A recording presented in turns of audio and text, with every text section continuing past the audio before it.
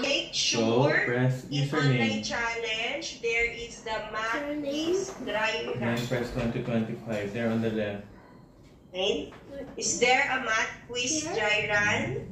Yes. Yes, okay. So if ever, sa mga mommies and guardians po natin, if ever po na walang or hindi po kayo makalog in sa Gas Cloud, let me know so I can assist you po. Again, the dry run, ano na po kayo? Opo. View po, mamaya po 6:30.